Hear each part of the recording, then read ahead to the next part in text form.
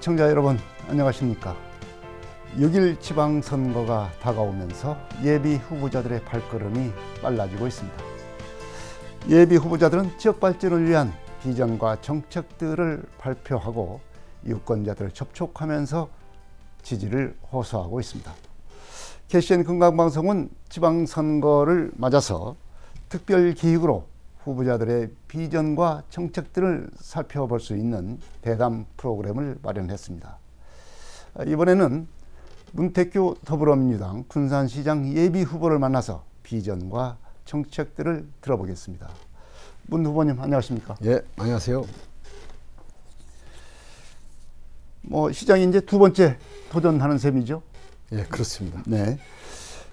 먼저 군산 시민에게 인사 말씀 해주시기 바랍니다. 예, 반갑습니다. 군산시장 예비 후보로 등록을 하고 선거운동을 펼치고 있는 문택규라고 합니다. 요즘 코로나19로 인해서 굉장히 힘든 시절을 보내고 있습니다. 이제 확진자 수가 거의 정점을 찍은 것 같습니다. 조금만 참아주시고 평화로운 일상이 되도록 방역수칙 잘 지켜주시기 바랍니다. 이렇게 시민 여러분 방송에서 뵙게 돼서 참으로 반갑습니다. 항상 건강하십시오. 네, 군산시장에 출마한 배경을 좀 듣고 싶습니다. 예. 저는 평생 공직 생활을 했습니다. 이제 퇴직을 하고 나서 제가 살아온 길을 쭉 되돌아봤어요. 만약에 제가 공무원이 되지 않았다면 지금 어떻게 살았을까? 아마 옥산면 남내리에서 농사 짓고 살았을 것이다. 왜냐하면은 돈이 없으니까 대학을 가지 못했을 것이고 또 백이 없으니까 회사 취직도 못했을 것이고 그래서 고등학교 졸업하자마자 공무원이 돼서 1급 공무원으로 퇴직을 하고 나서 아이들 셋 전부 다 대학 가르치고 특별히 잘 사는 건 아니지만 그럭저럭 살아가고 있고 이렇게 제가 살아온 인생이 너무 자랑스럽습니다. 그런데 만약에 국가가 없었다면 나는 아마 옥산면 남내리에서 농사 짓고 살았겠죠. 농부를 폄하하거나 그런 뜻은 절대 아니고요. 그래서 제가 할 수 있는 여력이 있다면 나는 국가에 한 번은 봉사를 해야 되겠다. 이런 생각을 가지고 있는데요. 제가 잘할 수 있는 것은 행정이나 정책밖에 없어요. 그래서 제가 시장이 돼서 군산시를 전국에서 가장 살기 좋은 도시, 행복한 도시로 만들고 싶어서 시장 선거에 출마하게 됐습니다. 네, 이 시대에 군산이 시급하게 해결해야 될 과제가 있다고 한다면 어떤 것을 들을 수 있겠습니까? 예, 경제 문제가 가장 중요하지요. 네. 이 문제를 빼놓고 얘기할 수는 없습니다. 그런데 저는 이렇게 보고 있어요. 사람이 무엇을 하든지 간에 기본기가 철저하게 갖춰져야 됩니다. 저는 이렇게 생각해요. 기초 질서가 확립되지 않은 나라치고 선진국 된 나라는 없다. 그런데 지금 군산에서 제일 시급한 것은 최근 3년 동안 국민권익위원회에서 평가한 청렴도 지수가 최하위 등급을 연속해서 받습니다. 이러다 보니까 무슨 문제가 생기냐. 작년도에 전라북도 도청에서 도민들의 삶의 질을 평가하는 여론조사를 했어요. 전라북도 14개 시군 중에서 군산 하면 적어도 전라북도 3시 중에 하나입니다. 하위권에 속합니다. 또 하나 ESG 행복연구소에서도 여론조사한 것이 있거든요. 이것도 10위권 이하로 떨어지는 군산이 하위권으로 내려갑니다. 제가 분석해 보면 청렴도가 갖춰지지 않은 지역은 다른 것도 다 하위권을 유지할 수밖에 없다. 그래서 저는 이리저리 갈라져 있는 군산 시민들의 마음을 하나로 통합하고 청렴도를 상위권으로 올려서 군산의 경제를 살리는 것이 가장 큰 현안이다. 이렇게 보고 있습니다. 네, 청렴도 말씀을 하셨는데 군산시정 현재 군산시정을 어떻게 평가할 수 있겠습니까? 제가 볼 때는요. 역대 어느 시장보다 현 시장 재임 기간 중에 의혹들이 가장 많은 거 아니느냐, 뭐 이런 생각을 갖고 있습니다. LED 가로등 교체 사업과 관련된 의혹, 뭐 또 시장 측근 뭐 낙하산 인사 의혹, 뭐 시장의 뭐 폭언, 또 뭐 제강 슬래그라는 게 있습니다. 요 문제, 또 시공업체 선정 문제, 태양광 발전소요. 또 펀드가 제대로 운영되지 못하고 뭐 중단되고 있는 사태.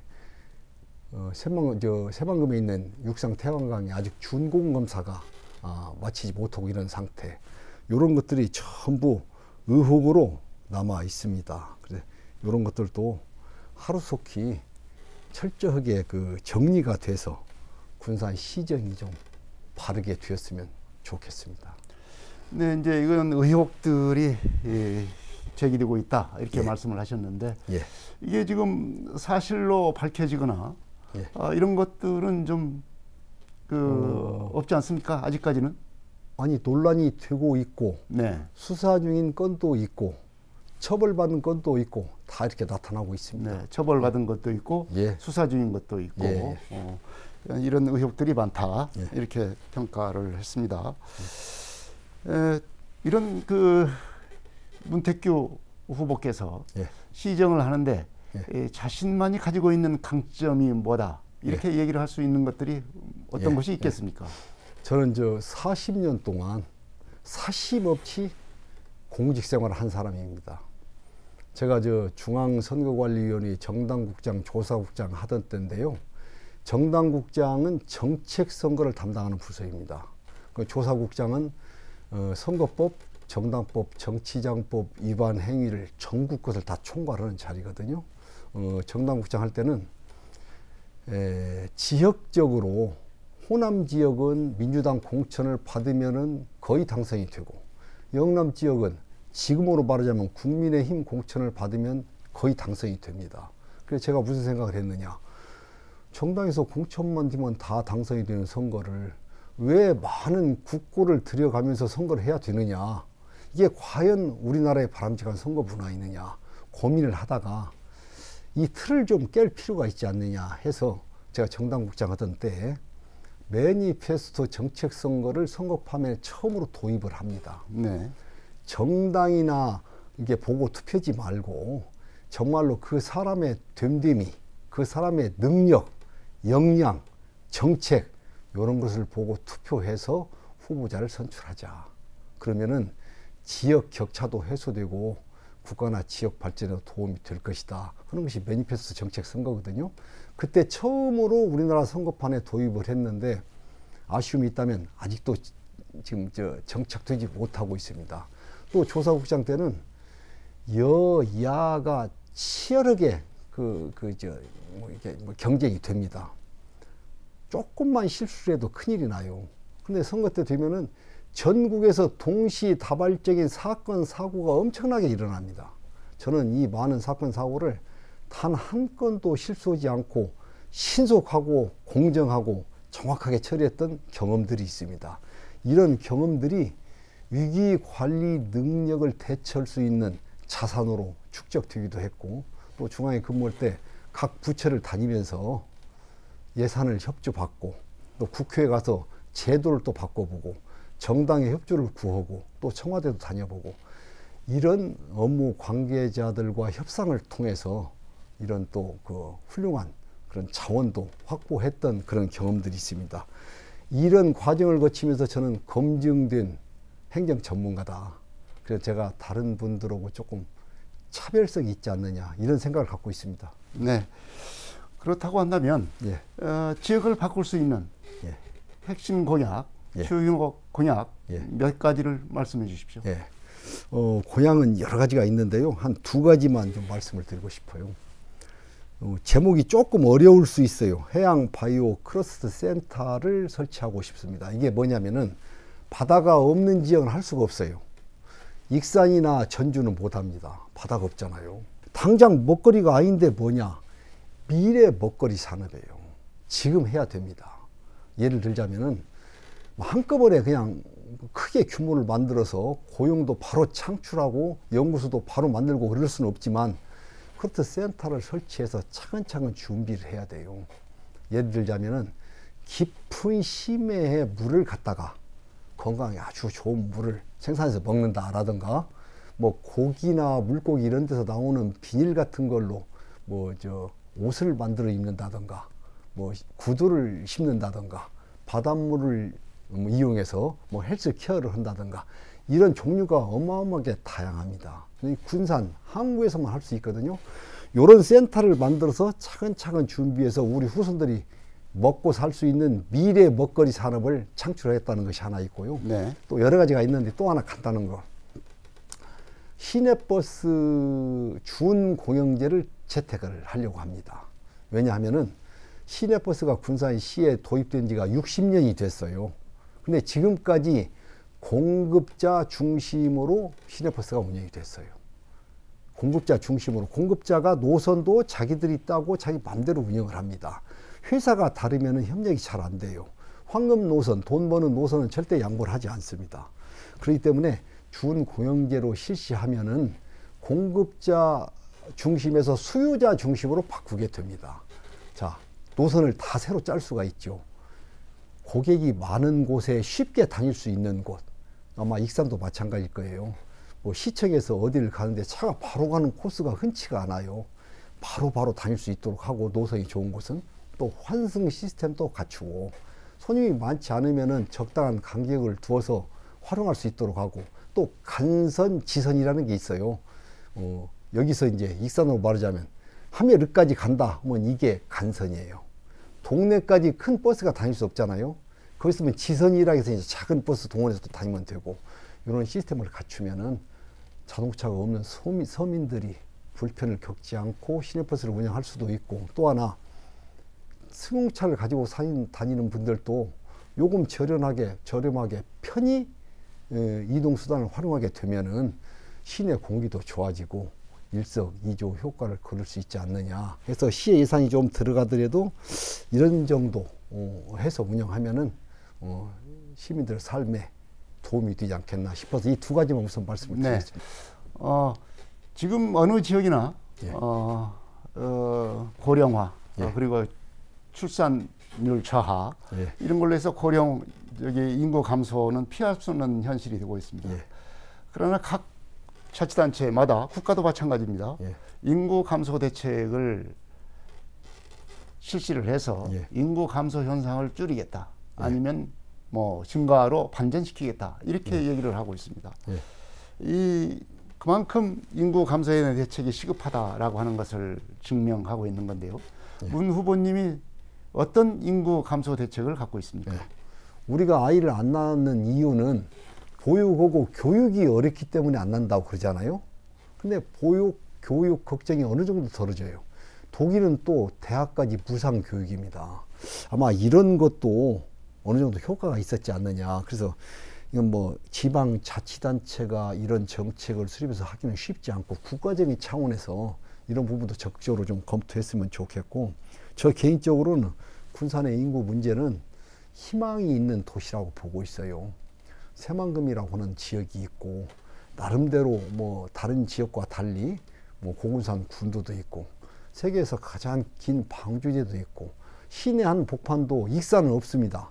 월명 공원이 있어가지고 한쪽에서는 금강, 한쪽은 시내가 다 내다 보이고, 또 시내 한 복판에 뭐 허브 같은 음파 유원지도 이렇게 자리 잡고 있고, 조건이 참 좋은 곳이라서 정책만 잘 수립해서 추진하면 인구는 얼마 정도 유입할 수 있고, 군산시를 뭐 인구 절벽 나타나지 않게 할 수 있지 않느냐, 그런 생각을 가지고 있습니다.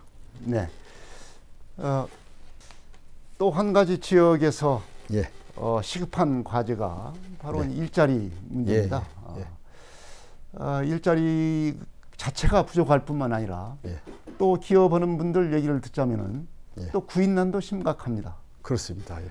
기업은 구인난이고 구직자들은 구직난을 겪고 있는 상황이죠. 말하자면 수요와 공급이 일치가 되지 않는 그런 현상이 사람 수에 따라서 수요와 공급이 일치하는 것이 아니라 서로 요구하는 조건이 예. 다르기 때문에 이 미스매치가 일어납니다. 그렇습니다. 이에 대한 대책이 예. 필요할 텐데요. 문 후보님 어떤 대책을 갖고 있습니까? 군산 같은 경우는 두 개의 대기업이 떠나면서 산업위기 지역으로 선정이 됩니다. 그래서 이제 군산형 일자리가 창출이 되지요. 그런데 군산형 일자리가 창출이 되면 취업자가 늘어났다, 일자리가 늘어났다, 이런 지표나 이런 것이 좀 나타나야 되지 않겠습니까? 네. 그런데 전기차 크루스트 이런 것이 다 만들어졌다고 하지만 실질적으로 우리가 체감할 수 있는 그 고용 효과는 거의 나타나지 않고 있어요. 왜 그러느냐?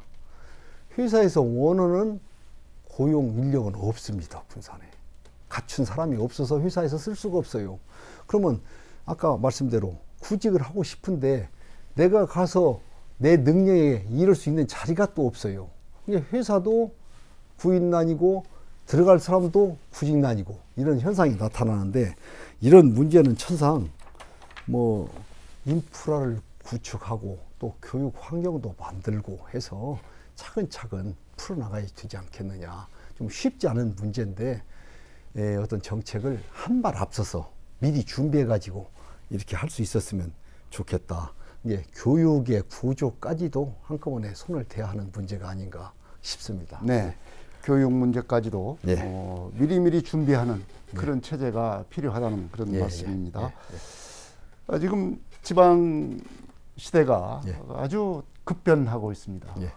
특히 전국적으로 행정 통합의 분위기가 다른 지역에서는 그야말로 현안으로 대두하고 있고, 이번 선거에서도 이 행정 통합에 대한 얘기가 나오고 있습니다. 특히 이제 군산 같은 경우는 새만금 행정 통합의 직접 당사자이기도 합니다. 이 새만금 메가시티 내지는 행정 통합, 이 문제에 대해서는 어떤 생각을 갖고 있습니까? 그 새만금 방조제를 맡고 나서 군산, 김제, 부안이 네 땅, 내 땅이네 서로 이게 뭐 속된 말로 땅 서로 차지하려고 싸우는 같은 그런 좋지 못한 현상이 나타나고 있습니다. 저는 그래요.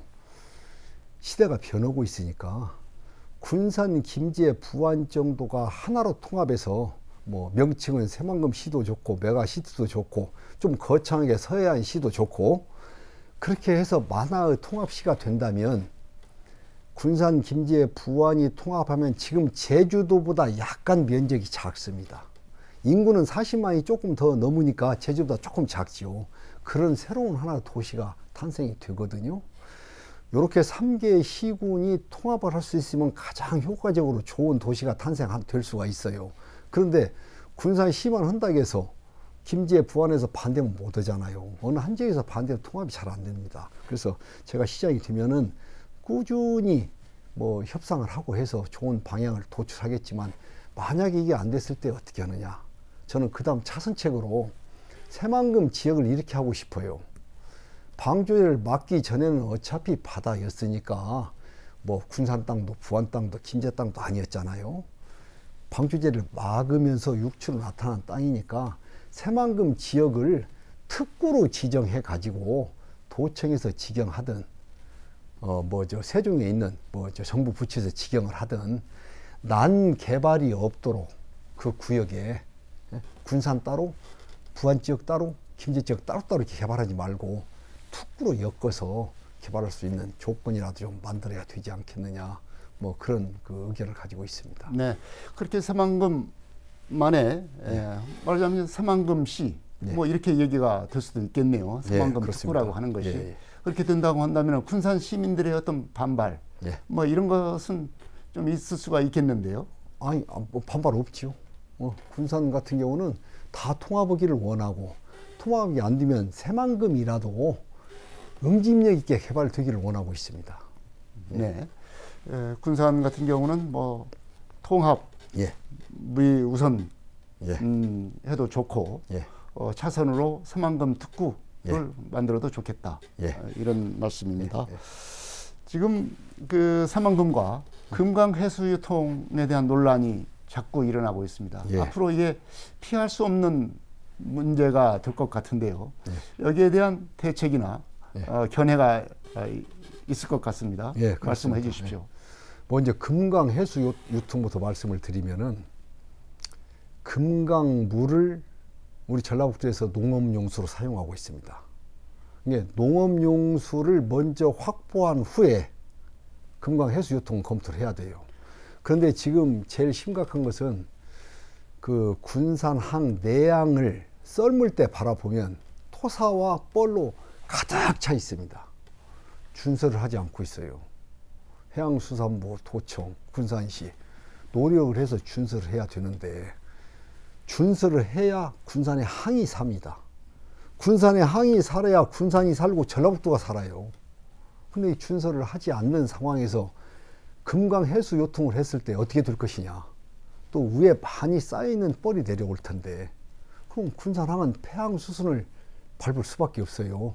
그래서 이런 것까지 함께 종합적으로 검토를 해야 된다. 첫째는 농업 용수를 확보한 이후에 해수 유통을 하되 해수 유통하려면 그 토사 문제, 준설 문제를 한꺼번에 엮어서 검토를 해야 된다.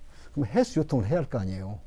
해수 유통을 하면은 위에 물만 교류가 되지 밑에 깊은 수심은 물이 그대로 남아 있어요. 만약에 이것이 오랜 세월이 지나면은 시화호는 조그만 하잖아요. 그냥 방주대 열어버리니까 단시간에 해결이 됐지만 새만금은 그게 안 됩니다. 열어도 물이 나가지는 않아요. 깊어가 깊기 때문에. 그래서 이 문제는 조금 전문가들의 연구 검토도 거치고 해서 매립 방법을 재검토할 필요가 있다. 지금까지 뭐 여러 가지 현안 그리고 정책 문제를 얘기를 해봤는데요. 경선 얘기를 하지 않을 수가 없습니다. 지금 경선을 지금 하고 있는데요. 민주당 경선의 가장 경쟁자가 강인준 예비 후보이고 거기에 이제 서동석 예비 후보가 지금 같이 민주당 복당해서 같이 지금 경선을 벌이고 있습니다. 이 강인준 후보 그리고 서동석 후보를 평가를 해주시고 우리 문 후보님이 갖는 경쟁력은 무엇인지 말씀을 해주시기 바랍니다. 이 두 분 예비 후보들은 제가 잘 아는 분들입니다. 저는 그 만나면 이런 얘기를 해요. 선거는 선거고 우리 인간관계는 인간관계 아니냐. 그렇게 하자. 그러면 이 두 사람 모두 다 흔쾌히 대답을 합니다. 그러면서 서로 이제 네거티브 하지 않는 선거 하자. 이렇게 이야기를 하고 있습니다. 그런데 이 두 분 다 정치를 잘해요. 저는 정치는 이 두 분을 따라갈 수가 없습니다. 정치를 잘해야 되는 것 아닙니까? 두 분은 오래 했어요, 정치를. 저는 아주 정치 경력이 일철합니다. 정당의 당원이 된 것도 이제 4년밖에 안 됐거든요. 그래서 두 분들 다 정치를 잘하고 또 이런 부분에서는 저보다도 훌륭한 부분이 많이 있죠. 그래서 제가 같은 경쟁을 하고 있는 후보를 좀 평가하는 것은 좀 그렇고 두 분 다 좋은 일 있었으면 좋겠고요.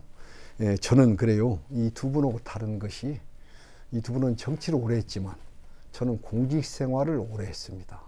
그래서 지금까지는 군산시장이 행정을 전문적으로 다뤘던 사람이 한 적이 없어요. 대부분 정치 활동을 했던 분들이 시장을 했고 전에 시장이 농어촌공사 사장을 하셨는데 농어촌공사는 행정을 전문적으로 하는 기관이 아니고 토목 부분 이런 걸 전문을 하는 기관이거든요. 그래서 이제 행정 전문가는 제가 처음이 되는 거죠. 그런 점이 조금 차이가 있다면 차이가 있을 뿐입니다. 네. 어디 선거에 대해서 얘기도 좀 해봤고요. 마무리 말씀으로 군산 시민들에게 당부하고 싶은 말씀 그리고 자신의 어떤 각오로 하실 말씀 해주시기 바랍니다. 저는 고등학교를 졸업하고 가정 형편상 대학에 진학을 못합니다. 그래서 그때 바로 구급 공무원이 돼서 공직 생활을 시작하게 됐어요.